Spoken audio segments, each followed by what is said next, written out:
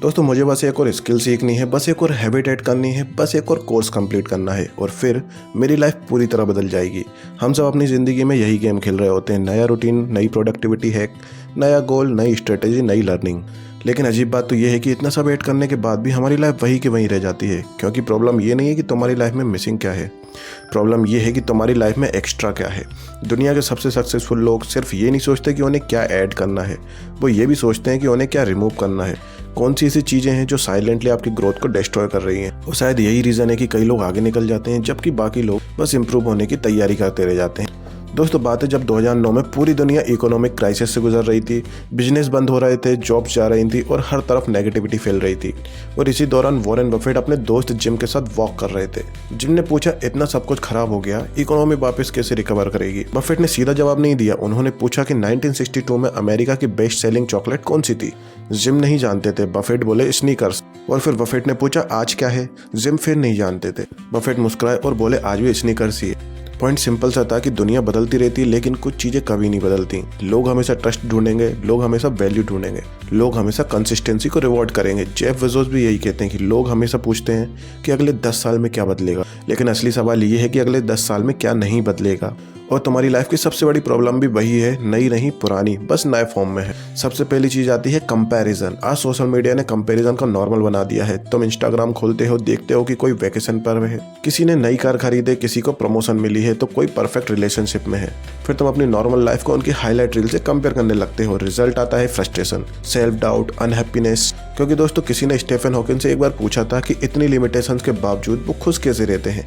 उन्होंने कहा था कि जब मुझे अपनी कंडीशन का पता चला, मेरी एक्सपेक्टेशन 0 हो गई थी और उसके बाद हर दिन बोनस गया। और यही सीक्रेट है, एक्सपेक्टेशन कम करो, ग्रेटिट्यूड बढ़ाओ और कंपैरिजन क्वाइटली हटा दो।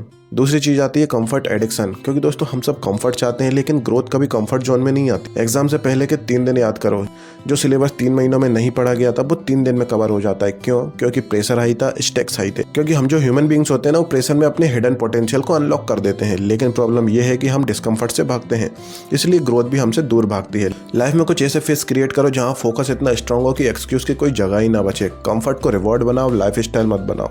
तीसरी चीज़ ये है कि तुम्हें सब कुछ पता है। लाइफ में सबसे डेंजरस सेंटेंस ये है कि मुझे सब कुछ पता है, मैं सब कुछ जानता हूँ। जिस दिन लर्निंग बंद हो गई उस दिन तुम्हारी ग्रोथ भी कम हो जाएगी। सक्सेसफुल लोग स्मार्ट इसलिए नहीं होते क्योंकि वो सब कुछ जानते हैं, बल्कि वो इसलिए स्मार्ट होते हैं क्योंकि वो सब कुछ जानना चाहते हैं। और वो ये मानते हैं कि उन्हें बहुत कुछ पता नहीं है। वो क्यूरियस रहते हैं, क्वेश्चन पूछते हैं, सीखते रहते हैं। क्योंकि ओवर कॉन्फिडेंस क्वाइटली प्रोग्रेस को किल कर देता है। चौथी चीज आती है सक्सेस का एरोगेंस। जब लाइफ में सब कुछ अच्छा चल रहा होता है तब सबसे ज्यादा केयरफुल रहने की जरूरत होती है। कार्ल जंग ने कहा था कि किसी भी चीज का एक्सेस अक्सर उसका अपोजिट क्रिएट कर देती है। सक्सेस ईगो को जन्म देती है और ईगो मिस्टेक को। जेफ बेजोस आज भी अमेज़न को डे 1 की मेंटालिटी से ही रन करते हैं। मतलब चाहे कितनी भी सक्सेस मिल जाए, खुद को बिगनर समझो, हंग्री रहो, ग्राउंडेड रहो। क्योंकि डाउनफॉल अक्सर सक्सेस के बाद ही शुरू होता है।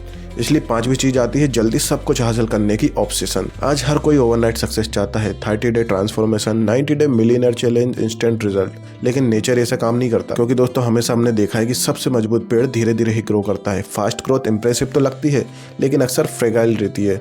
वॉरेन बफेट ने एक बार मजाक में कहा था कि 9 woman can't make a baby in 1 month. कुछ चीज़ों का अपना नेचुरल टाइमलाइन होता है, इसलिए स्पीड के पीछे मत भागो, कंसिस्टेंसी के पीछे भागो। छठी चीज आती है टॉक्सिक पॉजिटिविटी। हर सिचुएशन में सिर्फ पॉजिटिव रहना मैच्योरिटी नहीं है। क्योंकि दोस्तों वियतनाम वॉर के दौरान एडमिरल जेम्स स्टॉकडेल सालों तक प्रिजन में रहे।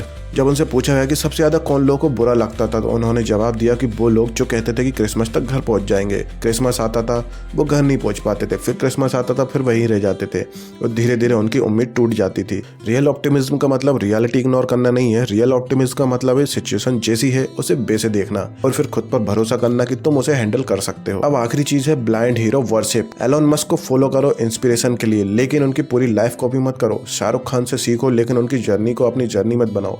सक्सेसफुल लोगों से प्रिंसिपल लो, पर्सनालिटी मत लो। क्योंकि उनकी लाइफ का कॉन्टेक्स्ट अलग है और तुम्हारा अलग। जब तुम ब्लाइंडली किसी को कॉपी करते हो तो धीरे धीरे अपनी ओरिजिनल थिंकिंग को खो देते हो। और दुनिया को तुम्हारे फेवरेट रोल मॉडल की कॉपी नहीं चाहिए, दुनिया को तुम्हारा बेस्ट वर्जन चाहिए। तो अगर तुम सच में अपनी लाइफ को इंप्रूव करना चाहते हो तो हमेशा ये मत सोचो कि क्या तुम्हें ऐड करना है। कभी कभी ये भी खुद से पूछो कि क्या रिमूव करना है। इसलिए कंपैरिजन हटाओ, कंफर्ट एडिक्शन हटाओ, ओवर कॉन्फिडेंस हटाओ, सक्सेस एरोगेंस हटाओ, टॉक्सिक पॉजिटिविटी हटाओ, वर्शिप हटाओ। क्योंकि कुछ बदलने का सीक्रेट कुछ नया जोड़ने में नहीं बल्कि कुछ गलत चीज़ों को हटाने में होता है। No drama, no announcement, no motivation, बस एक साइलेंट डिसीजन कि ये सब चीज़ें अब मेरी लाइफ का हिस्सा नहीं रहेंगी और यहीं से रियल ट्रांसफॉर्मेशन शुरू हो